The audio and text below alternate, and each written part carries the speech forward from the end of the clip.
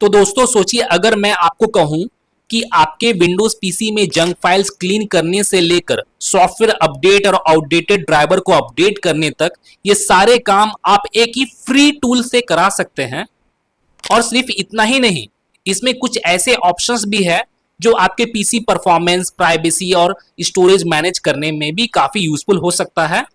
लेकिन ध्यान रखना, क्योंकि इस टूल में कुछ सेटिंग ऐसे भी है जिन्हें बिना समझे इनेबल करना आपके लिए सही नहीं रहेगा। इसलिए आज मैं आपको वीडियो में मैं आपको इस पूरे टूल के स्टार्ट से एंड तक पूरा प्रैक्टिकल यूज कर कर दिखाऊंगा और साथ ही बताऊंगा कि कौन सा सेटिंग्स ऑन रखना है और किन्हें ऑफ रखना ही बेहतर है। तो वीडियो को एंड तक जरूर देखना, क्योंकि हो सकता है ये छोटा सा टूल आपके विंडोज पीसी के लिए काफी काम की साबित हो सकता है। और इस वीडियो को आगे कंटिन्यू करने से पहले मैं आपको बता दूं कि अगर आप मेरे चैनल पे भी नए हो तो सबसे पहले तो आप मेरे चैनल को सब्सक्राइब कर ले और बेल आइकन पे भी क्लिक कर ले, क्योंकि मैं अपने चैनल पे कुछ इसी तरह के इंपॉर्टेंट वीडियोस वगैरह अपलोड करता रहता हूँ। सबसे पहले तो आपको अपने किसी भी एक फेवरेट ब्राउजर को ओपन कर लेना है। जैसे मैं यहाँ पे अपने क्रोम को ओपन करता हूँ और आपको यहाँ पे टाइप करना है kudu गिटहब। और आपको यहाँ पे ये पहला ही वाला आपको यहाँ पे ऑप्शन आपको यहाँ पे देखने को मिल जाएगा एडवेंट डेव के नेम से, जैसे आप यहाँ पे देख सकते हो। तो आपको इसी वाले ऑप्शन पे चले जाना है और आपको इसे डाउनलोड की ओर स्क्रॉल डाउन करना है। और यहाँ पे ये कुडू क्लीनर का आपको यहाँ पे ये टोटल फाइल्स आपको यहाँ पे शो होगा। अब यहाँ पे करना क्या है, जैसे आप यहाँ पे देखोगे यहाँ पे रिलीज वाले ऑप्शन में जाना है और जो लेटेस्ट वर्जन है तो आपको इस लेटेस्ट वाले ऑप्शन पे आपको यहाँ पे क्लिक करना है।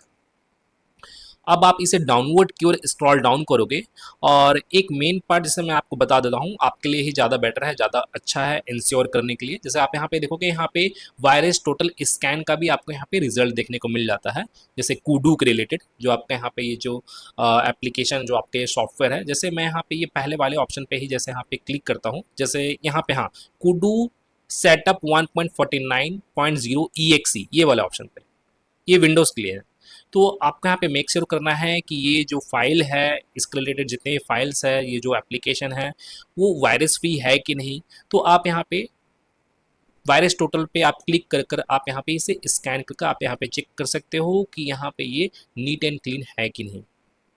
जैसे आप यहाँ पे देखोगे यहाँ पे आपको नीट एंड क्लीन आपको यहाँ पे दिख रहा होगा, किसी भी तरह का कोई भी मैलिशियस वायरस वगैरह नहीं है इस फाइल में। आपको मेक श्योर कराने के लिए मैं यहाँ पे इसे स्कैन किया हूँ, ठीक है। यहाँ पे 0 यहाँ पे दे रहा है स्कोर, जैसे आप यहाँ पे देख सकते हो। अब मैं इसे बैक करता हूँ। अब आपको इसे डाउनलोड कर स्क्रॉल डाउन करना है, एसेट्स में आता है और आपको यहाँ पे डाउनलोड कर स्क्रॉल डाउन करना है और आपको यहाँ पे विंडोज़ के रिलेटेड आपको यहाँ पे ये सेटअप फाइल आपको यहाँ पे देखने को मिल जाएगा, kudu setup 1.49.0.exe। EXE है तो इसका मतलब है कि ये विंडोज़ के लिए है। तो आपको इसके ऊपर क्लिक करना है और ये यहाँ पे डाउनलोड होना स्टार्ट हो जाएगा। तो इसको सबसे पहले तो आपको इसे डाउनलोड कर लेना है। डाउनलोड हो जाने के बाद अब आपको यहाँ पे इसे इंस्टॉल भी करना है, तो उस पर ऊपर क्लिक करना है आपको। अब इंस्टॉल हो जाने के बाद और आपके सामने कुछ इस तरह का इंटरफेस आपको यहाँ पे शो होगा। यहाँ पे लैंग्वेज वगैरह आपके यहाँ पे पूछ रहा है, जैसे आप यहाँ पे देख सकते हो चूज़ योर लैंग्वेज। तो यहाँ पे मैं इसे इंग्लिश यहाँ पे चेक मार्क कर कर मैं इसे कंटिन्यू कर देता हूँ और गेट स्टार्टेड पे आपको क्लिक करना है। और यहाँ रिकमेंडेड सेटअप है, तो यहाँ पे क्या है, रन एट स्टार्टअप। मैंने आप चाहते हो कि ये एप्लीकेशन आपका स्टार्टअप के द्वारा आपके यहाँ पे स्टार्ट हो, मैंने ऑटोमेटिकली आपका सिस्टम ऑन हो तो या आपका एप्लीकेशन ऑटोमेटिकली स्टार्ट हो जाए, आप ऐसा कुछ चाहते हो तो आप यहाँ पे इसे इनेबल रख सकते हो। लेकिन मैं बोलूँगा कि आप इसे डिसेबल ही कर दो। मैं चाहता हूँ कि मैं यहाँ पे इसे मैनुअली तरीके से मैं ओपन करूँ, ठीक है। तो मैं यहाँ पे इसे डिसेबल कर दिया हूँ। अब आप यहाँ पे देखोगे यहाँ पे second number option minimize to tray. मैंने इसका मतलब अगर आप यहाँ पे अपने सिस्टम में इसे बैकग्राउंड में रन करना चाहते हो, आप चाहते हो कि ये बैकग्राउंड में रन हो, तो आप यहाँ पे इनेबल रख सकते हैं। लेकिन मैं बोलूँगा कि आप इसे डिसेबल कर दे। मैं नहीं चाहता हूँ कि ये बैकग्राउंड में अभी रन हो, मैं मैनुअली तरीके से मैं इसे रन करना चाहता हूँ। और वीकली ऑटोमेटिक क्लीनअप वगैरह हो, आप चाहते हो तो आप यहाँ पे इनेबल रख सकते हो। लेकिन मैं यहाँ पे भी इसे डिसेबल कर देता हूँ, इसे ऑफ कर दिया हूँ। मैं यहाँ पे तीनों को ऑफ कर दिया हूँ और मैं आपको ही बोलूँगा कि आप भी ये तीनों ऑप्शंस को आप ऑफ कर दो। फिर उसके बाद आप यहाँ पे कंटिन्यू करो और स्टार्ट क्लीनिंग क्लिक करते हैं।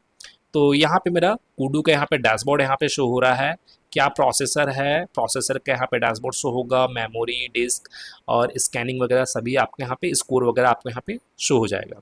और यहाँ पे गेम मोड का भी आपको यहाँ पे ऑप्शन देखने को मिलता है। अगर आप यहाँ पे गेमिंग कर रहे हो तो आप यहाँ पे गेम मोड को एक्टिवेट करके आप यहाँ पे गेमिंग करोगे तो आपको ज़्यादा बेटर, ज़्यादा अच्छा परफॉर्मेंस देखने को मिलेगा गेमिंग के दौरान। FPS वगैरह सभी आपके यहाँ पे बढ़िया आपको यहाँ पे देखने को मिल सकता है। और आप चाहते हो इसे डीएक्टिवेट करा तो आप डीएक्टिवेट भी कर सकते हो, तो अभी फिलहाल तो मैं इसे डीएक्टिवेट कर देता हूँ। और आप यहाँ पे लेफ्ट साइड में देखोगे, यहाँ पे आपको मैलवेयर स्कैनिंग का भी ऑप्शन आपको यहाँ पे देखने को मिल जाता है। इस टूल में आप यहाँ पे मैलवेयर या वायरस वगैरह को स्कैन कर सकते हो। इस स्कैन पे क्लिक कर कर आपके सिस्टम में, आपके कंप्यूटर में जितने भी मैलवेयर, फर्मवेयर जो भी है, वायरसेस वगैरह, वो सभी के सभी यहाँ से स्कैन हो सकते हैं, सिर्फ ओनली एक ही टूल की ही हेल्प से। और यहाँ पे सिस्टम क्लीनिंग के रिलेटेड भी आपको यहाँ पे कितने फाइल्स क्लीन हुए हैं वो भी आपको यहाँ पे दिखता है। और यहाँ पे ड्यूरेशन, कितना टाइम ड्यूरेशन लगा है वो भी आपको यहाँ पे शो हो जाता है। अब यहाँ पे जैसे देखोगे, यहाँ पे क्लीनर का भी आपको यहाँ पे ऑप्शन आपको यहाँ पे देखने को मिलता है। तो आप यहाँ पे क्लीनर वाले ऑप्शन पे भी जाकर आप यहाँ पे क्लीनिंग वगैरह कर सकते हो, स्कैनिंग वगैरह कर सकते हो, सिस्टम में स्कैनिंग कर सकते हो, ब्राउज़र का भी कैसे वगैरह को क्लीन कर सकते हो, या एप्लीकेशन का भी आप यहाँ पे किसी भी एप्लीकेशन का भी कैसे वगैरह को आप यहाँ पे क्लियर कर सकते हो। जैसे मैं यहाँ पे स्टार्ट स्कैन पे क्लिक करता हूँ तो यहाँ पे जितने भी फाइल्स वगैरह है, जो भी एप्लीकेशंस है, वो सभी उनके सभी कैसे वगैरह यहाँ पे क्लियर हो सकते हैं यहाँ से। फिर आपको यहाँ पे गेमिंग के रिलेटेड भी आपको यहाँ पे देखने को मिल जाता है। रिसाइकिल बिन को भी आप यहाँ से क्लियर कर सकते हो। और जैसे मैं यहाँ पे गेमिंग वाले ऑप्शन पे क्लिक करता हूँ और आप यहाँ पे क्लीन वाले बटन पे क्लिक कर आप गेमिंग के रिलेटेड जितने भी अनवांटेड फाइल्स, अनयूज्ड फाइल्स या कैसे वगैरह जितने भी है, वो सभी को आप यहाँ पे क्लीन कर सकते हो। और जैसे आप यहाँ पे देखोगे, यहाँ पे रजिस्ट्री के रिलेटेड भी आपको यहाँ पे ऑप्शन देखने को मिलता है, लेकिन मैं आपको बोलूँगा रजिस्ट्री के रिलेटेड आपको किसी भी तरह का कोई भी चेंजेस वगैरह नहीं करना है। और जैसे आप यहाँ पे देखोगे, यहाँ पे स्टार्टअप का भी ऑप्शन देखने को मिलता है। तो जैसे आप यहाँ पे स्टार्टअप के रिलेटेड भी आप यहाँ पे देख सकते हो कौन कौन से सॉफ्टवेयर स्टार्टअप में रन हो रहे हैं। आप चाहे तो अपने अकॉर्डिंग यहाँ से उन्हें डिसेबल भी कर सकते हैं। अगर बाय द वे आपको यहाँ पे माइक्रोसॉफ्ट एज को आपको यहाँ पे डिसेबल करना है तो आप यहाँ से कर सकते हो। और भी कुछ जितने भी सॉफ्टवेयर जो आपके सिस्टम में इंस्टॉल है, वो स्टार्टअप एप्लीकेशंस वो आपको यहाँ पे शो हो जाएंगे। जो जो स्टार्टअप एप्लीकेशंस इनेबल रहेंगे तो आप यहाँ से उन सभी को डिसेबल कर सकते हो अपने अकॉर्डिंग।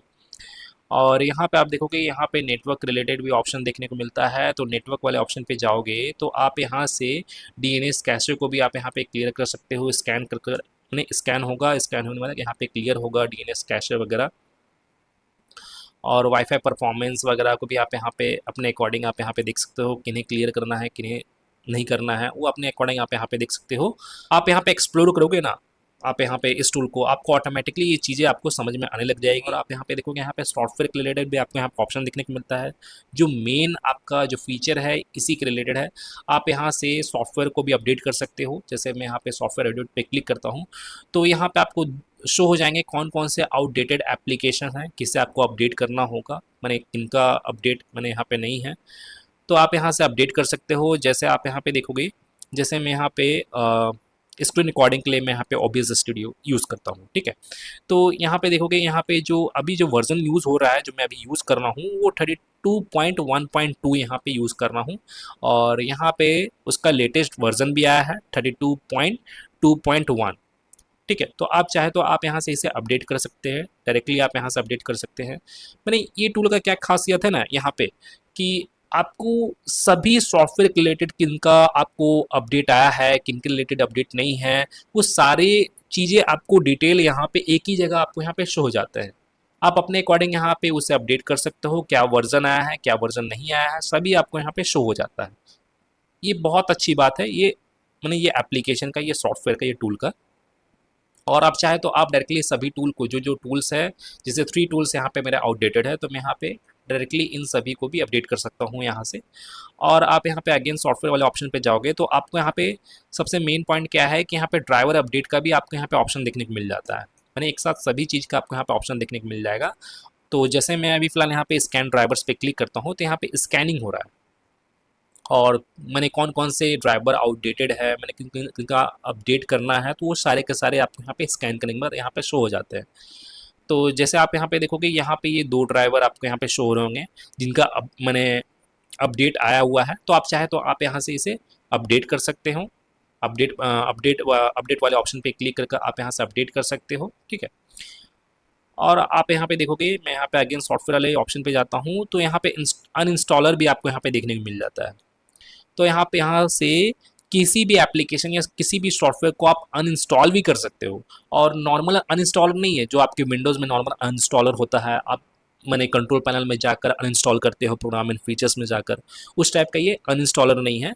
ये अनइंस्टॉलर क्या है, ये एडवांस टाइप का है। किस टाइप का एडवांस है, जैसे मैं आपको बता देता हूँ। जैसे आप यहाँ पे किसी भी एप्लीकेशन को आप यहाँ पे अनइंस्टॉल करते हो, जितने भी एप्लीकेशन आपके सिस्टम में, किसी भी एप्लीकेशन को आप यहाँ पे अनइंस्टॉल करोगे, तो उस एप्लीकेशन के रिलेटेड जो भी फाइल्स होंगी, जितने भी फाइल्स होंगे और जहाँ जहाँ पे होंगे सी ड्राइव में या रजिस्ट्री में, तो वो सारे के सारे आपके यहाँ पे रिमूव हो जाएंगे, सारे के सारे क्लीन हो जाएंगे। कुछ फाइल्स आपके यहाँ पे रहने वाला नहीं है उस पार्टिकुलरली सॉफ्टवेयर के रिलेटेड। ये इसका एडवांस फीचर है, ये नॉर्मल आपका इंस्टॉलर नहीं है। तो आप यहाँ से इसे अनइंस्टॉल भी कर सकते हो। आपके यहाँ पे अनइंस्टॉलिंग का भी फीचर एक ही जगह आपको यहाँ पे देखने को मिल जाता है, अपडेट वगैरह सभी चीज़ आपको यहाँ पे देखने को मिल जाता है, तो आप यहाँ से कर सकते हो। और यहाँ पे एक बात और, यहाँ पे ब्लोटवेयर रिमूवर का भी आपको यहाँ पे ऑप्शन देखने को मिल जाता है। ब्लोटवेयर बोले तो जैसे आपका विंडोज़ में पहले से जो जो एप्लीकेशंस होते हैं, जैसे यहाँ पे दिखा देता हूँ मैं, ब्लोटवेयर वगैरह बहुत सारे होते हैं। फीडबैक हब हो गया, या आपका गेम बार हो गया, और भी बहुत सारे ब्लूटूथ वगैरह होते हैं। तो अभी फ़िलहाल तो मेरे में उतने तो नहीं है मेरे सिस्टम में, हो सकता है आपके सिस्टम में बहुत सारे देखने को मिल जाए, क्योंकि मैं ऑलरेडी पहले भी ब्लूटूथ को सभी को रिमूव कर चुका हूँ। और यहाँ पे एक्चुअल ब्लूटवेयर बोलने का मतलब क्या है, जो प्री इंस्टॉल जो एप्लीकेशंस या सॉफ्टवेयर्स होते हैं विंडोज़ के साथ जो प्री इंस्टॉल होते हैं आपके सिस्टम में, वो ज़्यादातर किसी काम में नहीं आते हैं आपके, और वो आपके स्पेस को ऑक्यूपाई किए हुए रहते हैं, आपके ड्राइव के स्पेस को, और आप चाहते हो कि आप उसे रिमूव करना चाहते हो, तो आप यहाँ से रिमूव कर सकते हो। तो जैसे आप यहाँ पे देखोगे, यहाँ पे बहुत सारा आपको यहाँ पे तब भी आपको यहाँ पे देखने को मिल जाता है, मेरे सिस्टम में भी ब्लोटवेयर्स बहुत सारे, बिंग वेदर के रिलेटेड, फीडबैक हब के रिलेटेड, जो मैं अभी आपको स्टार्ट में दिखाया था। फिर और भी बहुत सारे हैं, मूवी एंड टीवी के रिलेटेड। अगर आप वीएलसी वगैरह कोई भी अनदर ऐप, मैंने अनदर प्लेयर ऐप यूज़ कर रहे हो, आप चाहते हो कि यहाँ पे इसे यूज़ नहीं करना चाहते हो और ये आपका ज़्यादा अमाउंट में आपका स्पेस ले रहा है, तो आप यहाँ से इसे रिमूव कर सकते हो। आपको करना क्या है कि आपको पार्टिकुलरली उस ब्लूटूथ को सिलेक्ट करना है और आपको यहाँ से उसे रिमूव कर देना है, और वो रिमूव हो जाएगा। इससे क्या होगा कि आपके यहाँ पे ज़्यादा स्पेस भी ऑक्यूपाई नहीं होगा, और आपका सिस्टम भी है वो आपका बेटर चलेगा, पहले के अकॉर्डिंग ज़्यादा मैंने परफॉर्मेंस देखने को मिलता है। तो आपको यहाँ पे ब्लूटूथ वगैरह का भी आपको यहाँ पे ऑप्शन देखने को मिल जाता है। और आप यहाँ पे देखोगे, आपको यहाँ पे गेम मोड का ऑप्शन देखने को मिलता है, जैसे मैं पहले भी दिखाया था। अगर आप गेमिंग वगैरह कर रहे हो तो आप यहाँ पे एक्टिवेट करके करोगे, तो आपका गेमिंग के रिलेटेड ज़्यादा बेटर, ज़्यादा अच्छा परफॉर्मेंस देखने को मिलेगा, FPS वगैरह के रिलेटेड भी आपके गेमिंग में। तो मैं बोलूँगा कि आप यहाँ पे गेमिंग वगैरह करते हो, तो आप यहाँ पे इसे एक्टिवेट करके ही गेमिंग वगैरह कीजिए, ठीक है। और आप यहाँ से इसे डीएक्टिवेट भी कर सकते हो गेमिंग करने के बाद, जो भी है। अब आप यहाँ पे देखोगे, यहाँ पे परफॉर्मेंस के रिलेटेड ऑप्शन शो होगा, और यहाँ पे देखोगे, यहाँ पे डेस्क टूल के रिलेटेड ऑप्शन भी आपको यहाँ पे शो होता है। तो आप यहाँ पे इस ऑप्शन पे जाओगे तो आपको यहाँ पे और भी बहुत सारे ऑप्शन शो होंगे। डिस्क एनालाइजर, डुप्लीकेट फाइंडर, जैसे आप यहाँ पे देख सकते हो, ये बहुत इंपॉर्टेंट है। जैसे मैं आपको बता देता हूँ क्या है। जैसे डुप्लीकेट फाइंडर क्या है कि ये डुप्लीकेट फाइल्स को यहाँ पे सेलेक्ट करता है, मैंने जो भी डुप्लीकेट फाइल्स आपके हैं, डुप्लीकेट्स मैंने जो भी डेटा है, और आप उसे चाहे तो आप उसके डुप्लीकेट को आप यहाँ पे रिमूव भी कर सकते हो, क्योंकि वो डुप्लीकेट होता है क्या है कि आपके स्पेस को आपका ऑक्यूपाई किया हुआ रहता है और आपके किसी काम में नहीं आ रहा होता है जो डुप्लीकेट होता है, ठीक है। तो आप यहाँ से फाइंड कर सकते हो। अगर आप मैनुअली तरीके से आप डुप्लीकेट फाइल्स को आप यहाँ पे सेलेक्ट करते हो तो आपको बहुत टाइम लगता है, लेकिन यहाँ पे ये टूल जो है वो आपके यहाँ पे सेलेक्ट करने के बाद, जैसे मैं यहाँ पे सी ड्राइव में सेलेक्ट करता हूँ कि डुप्लीकेट फाइल्स कितने हैं, तो आपको यहाँ पे स्कैन होगा और आपको यहाँ पे शो हो जाएगा। तो आप मैनुअली तरीके से आप करते हो अपने सिस्टम में तो बहुत ज़्यादा टाइम देखने को लगता है, मैंने टाइम बहुत ज़्यादा लग जाता है। तो ये टूल की हेल्प से आप बहुत जल्दी आप डुप्लीकेट फाइल्स को आप यहाँ पे फाइंड आउट कर सकते हो, और उन्हें सेलेक्ट कर कर अपने अकॉर्डिंग सेलेक्ट कर कर आप उसे डिलीट कर सकते हो। ये बहुत मोस्ट इम्पॉर्टेंट है, ये जो डुप्लीकेट फाइंडर है इस टूल में, ये जो ऑप्शन है, तो आप यहाँ पे यूज़ कर सकते हो। और कुछ कुछ होते हैं ना, मूवीज़ फ़ोटो वगैरह का डुप्लीकेट भी हो जाता है, तो आप यहाँ से रिमूव कर सकते हो।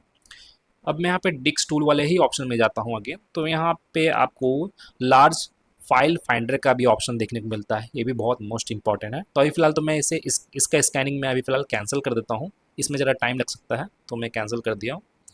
तो यहाँ पे लार्ज फाइल फाइंडर का ऑप्शन है, तो आप इस ऑप्शन पे जाओगे तो यहाँ पे भी आप, मैंने क्या है कि जैसे मैं यहाँ पे सी ड्राइव को सेलेक्ट करता हूँ। ठीक है, सी ड्राइव को सेलेक्ट करता हूँ और मैं चाहता हूँ कि मेरे सी ड्राइव में कौन सा फाइल है जो ज़्यादा स्पेस ऑक्यूपाई कर रहा है, मैंने लार्ज फाइल कौन सा है जो ज़्यादा स्पेस ऑक्यूपाई कर रहा है। और आप चाहते हो कि अगर आपके सी ड्राइव में स्पेस वगैरह कम है और वो लार्ज फाइल को डिलीट करना चाहते हो तो आप यहाँ से फाइंड करके आप उसे डिलीट कर सकते हो। अगर आपको लगता है कि उसका नीड नहीं है, उसका ज़रूरत नहीं है, तो आप यहाँ से डिलीट कर सकते हो। अगर आप मैनुअली तरीके से आप लार्ज फाइल को आप फाइंड करने जाओगे तो आपको बहुत टाइम लग जाता है, आप तो जानते ही हो। तो यहाँ पे क्या है कि इस टूल की ही हेल्प से आप यहाँ पे लार्ज फाइल को फाइंड करके आप उसे डिलीट कर सकते हो। और भी बहुत सारे मैंने ऑप्शंस आपने यहाँ पे देखने को मिल जाते हैं। एम्प्टी फोल्डर क्लीनर, मैंने एम्प्टी फोल्डर मैंने एम्प्टी फोल्डर वगैरह भी क्रिएट है आपके सिस्टम में, तो आप यहाँ से क्लीन कर सकते हो। अगर मैनुअली तरीके से आप करोगे तो उसमें भी टाइम लगता है। और डिस्क रिपेयर का भी आपको यहाँ पे देखने को मिलता है, और डिस्क मेंटेनेंस का भी आपको यहाँ पे ऑप्शन देखने को मिल जाता है। जैसे मैं यहाँ पे डिस्क मेंटेनेंस वाले ही ऑप्शन पे क्लिक करता हूँ, पे एसएसडी वगैरह आपके सिस्टम में लगा हुआ है तो आप यहाँ पे उसे ट्रिम वगैरह कर सकते हो। ट्रिम करने का मतलब क्या है कि आप यहाँ पे अपने सिस्टम में, जैसे यहाँ पे मेरा ये एसएसडी है, ये मेरा सी ड्राइव जो है ये सेट एज एसडी है, तो मैं इसे सेलेक्ट कर जैसे मैं यहाँ पे इसे सेलेक्ट करता हूँ और सेलेक्ट करने के बाद आप चाहे तो आप यहाँ से ट्रिम करोगे। तो ट्रिम करने से क्या होगा कि आपका यहाँ पे जो एसएसडी का जो परफॉर्मेंस है, जो रीड राइट का जो परफॉर्मेंस है वो इनहेंस होगा। तो आप यहाँ से डिस्क मैनेजमेंट से आप यहाँ पे अपने एसएसडी को, या एसडीडी है, हार्ड डिस्क वगैरह है, या सभी को आप यहाँ पे अपने अकॉर्डिंग आप यहाँ पे ट्रिम कर सकते हो। उसका परफॉर्मेंस है वो इनहेंस होता है, ऑप्टिमाइज होता है। ये ऑप्टिमाइज़र ही टूल है, तो आप यहाँ से ऑप्टिमाइज़ कर सकते हो। और भी बहुत सारे फीचर्स हैं, आपको जैसे जितना हो सका उतना मैं बता दिया हूँ।